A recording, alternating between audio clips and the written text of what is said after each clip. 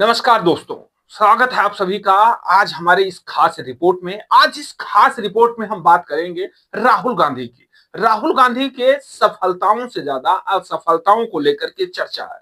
राहुल गांधी के हर बयान जो हैं वो सोशल मीडिया पर ट्रेंड करते हैं और उन्हीं राहुल गांधी के बयानों का मीम्स बनाया जाता है। आज राहुल गांधी के कैरियर के बारे में बताएंगे आपको, कुछ दिलचस्प जानकारी देंगे जो शायद जानकारी अभी तक आपने ना देखी हो। आज हम इस वीडियो में बताएंगे कि राहुल गांधी का जो सियासी करियर है वो कब से शुरू हुआ और उसमें कितना सफलता और कितना असफलता उन्हें मिला। तो चलिए वीडियो को शुरू करते हैं। अगर आप हमारे चैनल पर नए हैं तो 3PM न्यूज को सब्सक्राइब करिएगा। फेसबुक, यूट्यूब समेत कई प्लेटफॉर्म पर हमारा जो चैनल है वो उपलब्ध है।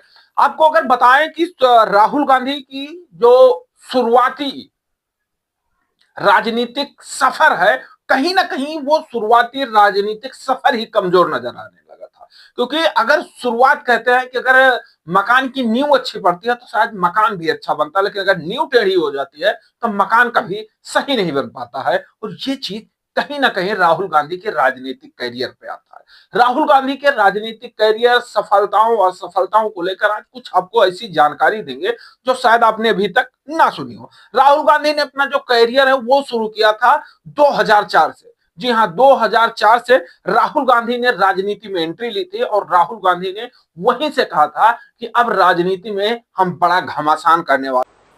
The Prime Minister and the BJP said that the Congress party has done nothing in 70 years. There is a list here of all the assets that the Congress party दौर में ले जाएंगे उस कांग्रेस को जिन्होंने कई साल तक सत्ता में रहे, कई साल तक राज किया, उस कांग्रेस को जिसके कांग्रेस की हिस्से काफी सारे हैं। और राहुल गांधी की शुरुआत से ही, जब राहुल गांधी राजनीति में सन 2004 में आए तो कहीं ना कहीं शुरुआत से ही उनकी जो छवि है वो एक कमजोर नेता के और अनिश्चित नेता के तौर पर जाने लगी। राहुल गांधी को कई बार अलग अलग तरीके से संसद में पहले कम बोलते थे, पार्टी को कोई स्पष्ट दिशा निर्देश नहीं दे पाते थे, राजनीतिक रणनीति में लगातार बदलाव और इन सब कारणों से कहीं ना कहीं जो उनका शुरुआती सियासी करियर है वो कमजोर पड़ने लगा था।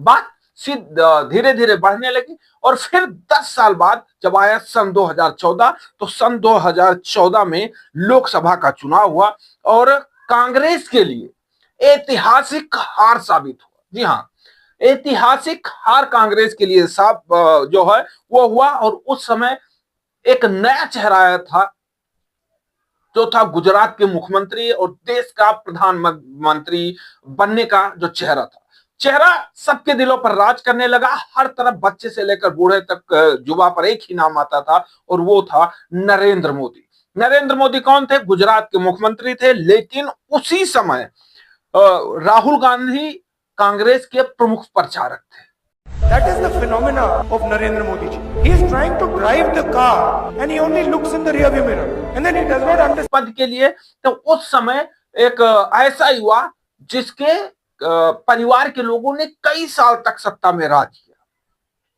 महात्मा गांधी और जवाहरलाल नेहरू समेत कई चीजों पर अगर आप ध्यान देंगे। और उसके बाद होता है कि राहुल गांधी 2014 में जब चुनाव में बड़ी शिकस्त मिलती है तो उसके कई मायने, कई अलग अलग कारण निकाले जाने लगते हैं। कुछ लोग कहते हैं कि शायद राहुल गांधी की कमजोर छवि है, कुछ लोग कहते हैं कि राहुल गांधी का कम बोलना, कुछ लोग कहते हैं कि राहुल गांधी जो बोलते हैं वो सीधा जनता तक, यानी जनता उन बातों को एक्सेप्ट नहीं कर पाती है। कुछ लोग कहते हैं कि जनता से जो कनेक्शन है राहुल गांधी का वो कमजोर दिखता है, उनके भाषण में वो दमदार असर नहीं दिखता है, वो चीजें नहीं दिखती हैं जिससे जनता जो है वो उनके तरफ, जनता का ध्यान जो है वो केंद्रित हो।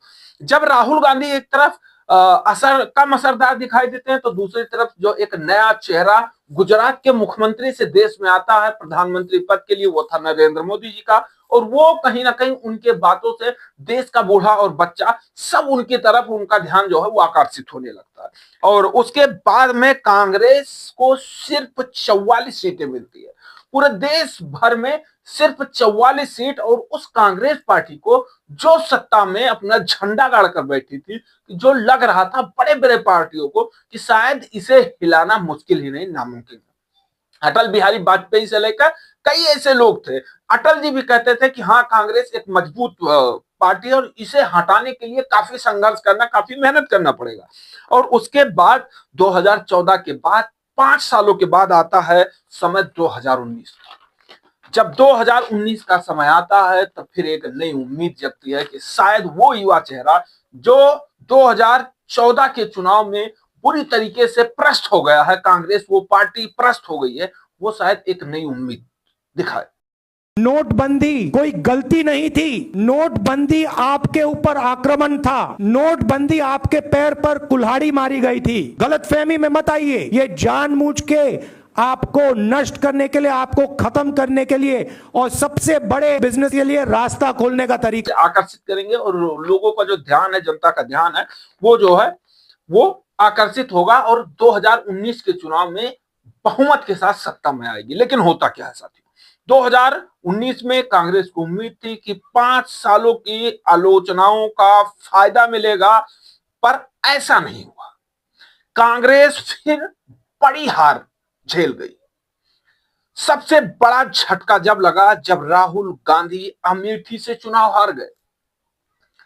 जो गांधी परिवार का दशकों का गढ़ था, वहां से राहुल गांधी का चुनाव हारना कहीं ना कहीं राहुल गांधी के उस राजनीतिक कैरियर पर प्रश्न चिन्ह खड़ा करने लगा। आपको याद होगा जब स्मृति ईरानी चुनाव जीती थी और राहुल गांधी चुनाव हार गए थे, और जब राहुल गांधी चुनाव हारते हैं तब पूरे पार्टी में कई तरीके से सवाल खड़े होने लगते हैं।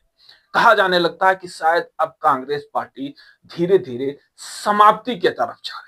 वो पार्टी जो अपना झंडा गाड़ कर बैठी थी कि हिलने का नाम नहीं ले रही थी, उसका झंडा कहां जा रहा है कुछ पता नहीं है। इसे राहुल गांधी के क्षमता पर, उनके नेतृत्व पर सबसे बड़ा सवाल खड़ा किया गया जब राहुल गांधी अपने ही सीट से अमेठी से चुनाव हारते हैं, और अमेठी कांग्रेस का राहुल गांधी का गढ़ माना जाता है। माना जाता है कि राहुल गांधी अगर अमेठी से चुनाव हार गए तो फिर राहुल गांधी के चुनावी कैरियर पर, उनके राजनीतिक जो सोच है उस पर, पार्टी पर, कई चीजों पर प्रश्न खड़ा होता।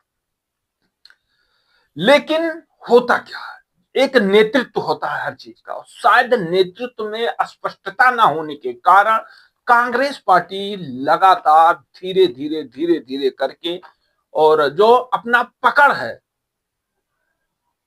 जो कांग्रेस पार्टी का पकड़ था, वो धीरे धीरे धीरे धीरे करके ढीला होता जाता है। और फिर राहुल गांधी पर हमेशा के लिए आरोप लगा कि वो लंबे समय तक पार्टी की कमान अपने हाथों में नहीं रखते हैं। लगातार विदेश दौरे और एक्टिविटी में कमी, बड़े मुद्दों पर देर प्रतिक्रिया देना, संगठन को मजबूत करने पर कमजोर फोकस, ये सबसे बड़ा कारण माना जाता है। जब 2019 का चुनाव राहुल गांधी अमेठी से हारते और उसके बाद राज्यों में भी चुनाव की नाकामियां। राज्यों की अगर बात करें तो कई राज्यों में कांग्रेस को लगातार हार का सामना करना पड़ा। उत्तर प्रदेश, बिहार, पंजाब। पंजाब माना जाता था कि जो कांग्रेस के लिए माना जाता था, उसमें अंदरूनी कुछ कलह था जिसके कारण असम, गोवा, उत्तराखंड। और राहुल गांधी के इस हार पर सवाल उठता रहा कि वो जीत दिलाने वाली राजनीति क्यों नहीं कर पा रहे। राहुल गांधी पर अक्सर आरोप लगता था कि उनकी जो छवि पर अक्सर आरोप लगते थे कि वो गंभीर नेता नहीं। गंभीर नेता का इमेज बनाना, विपक्ष के नेताओं के द्वारा उन्हें पप्पू जैसे नैरेटिव, नुकसान, भाषणों और बयानों पर थोक, राजनीति की लगातार कमी, ये कहीं ना कहीं राहुल गांधी के उस राजनीतिक माहौल को बिगाड़ता था। सोशल मीडिया पर पब्लिक ने भी नैरेटिव उनके खिलाफ में माहौल बना दिया, जिससे उनकी राजनीतिक पकड़ जो है वो और धीरे धीरे कमजोर होने लगी। कांग्रेस में जो संगठन था, वो भी सकारात्मक संगठन, वो भी धीरे धीरे कमजोर होने लगा। और सबसे बड़ी विफलता जो है वो गिनी जाने लगी कि पार्टी के जो नेता हैं उनकी आपस में भी जो कहा सुनी है वो हो जाती है, यानी आपस में जो पकड़ है वो मजबूत नहीं है। युवा नेता को आगे ना ला पाना, पुराने नेताओं का टकराव, चुनावों से पहले बदलाव, खुद पार्टी का अध्यक्ष पद छोड़ देना, ये कांग्रेस के दिशा और निर्देश दोनों पर सवाल खड़ा करने लगा। और निष्कर्ष फेलियर, लेकिन फिर कोशिश जारी, वही है राहुल गांधी। राहुल गांधी ने भले ही चुनाव कम जीते, राहुल गांधी भले ही चुनाव खुद हार गए हों, लेकिन लगातार मुद्दे पर आवाज उठाने वाले राहुल गांधी नेता इकलौते हैं कांग्रेस पार्टी में, जो अब हर मुद्दे पर 2019 चुनाव हारने के बाद राहुल गांधी इस कदर एक्टिव हुए, भले ही जनता ने उनका सपोर्ट ना किया हो, उनका साथ ना दिया हो, वो राजनीति में भी सफल ना हो पाए हो, लेकिन जो राहुल गांधी पर आरोप लगते थे कि राहुल गांधी एक्टिव नहीं है, राहुल गांधी बोलते नहीं है, वो राहुल गांधी अब सरकार को पानी की जगह थूक घूटने पर मजबूर करते रहे। नहीं भैया, चौकीदार भागीदार नहीं है, चौकीदार चौकीदार चौकीदार।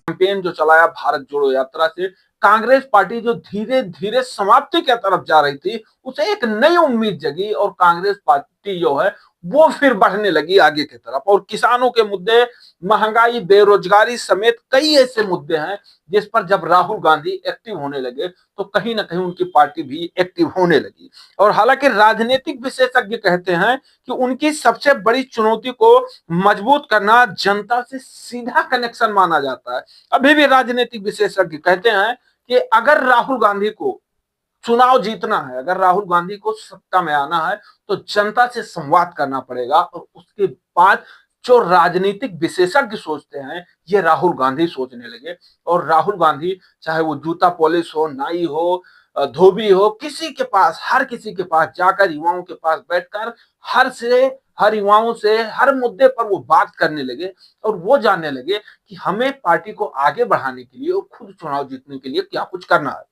राहुल गांधी एक आज विपक्ष के मजबूत नेता माने जाते हैं। राहुल गांधी ने अभी हाल ही में इलेक्शन कमीशन और देश के प्रधानमंत्री पर सवाल उठाए, और सवाल इस कदर उठाया कि उन्होंने कहा हम नाइट्रोजन बम दागेंगे। कई बातों को लेकर के राहुल गांधी ने कई खुलासे किए। और राहुल गांधी अब जब खड़े हो जाते हैं पार्लियामेंट में बोलने के लिए, तो शायद जो सत्ता पक्ष के नेता हैं वो भी सोच में आ जाते हैं कि ये बदलाव कैसे हुआ।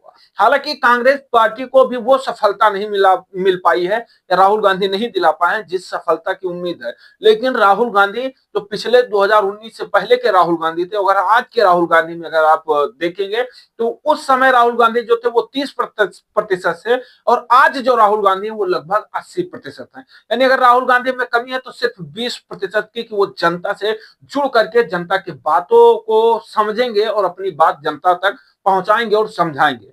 लेकिन 2024 का जो चुनाव हुआ, लोकसभा का चुनाव हुआ, उसमें उत्तर प्रदेश में राहुल गांधी ने अखिलेश यादव के साथ गठबंधन किया और गठबंधन में भारतीय जनता पार्टी को उत्तर प्रदेश में परास्त कर दिया। और उत्तर प्रदेश इन्हें देश भर में परास्त करने में कामयाब रही, क्योंकि जो भारतीय जनता पार्टी 400 प्लस सीटों का सपना देखती थी, लगातार कई ऐसे नारे देती थी कि अब की बार 400 पार, उस भारतीय जनता पार्टी को कई दलों के साथ में मिल करके गठबंधन करना पड़ा और गठबंधन के साथ अपनी पार्टी जो है वो आगे बढ़ानी पड़ी।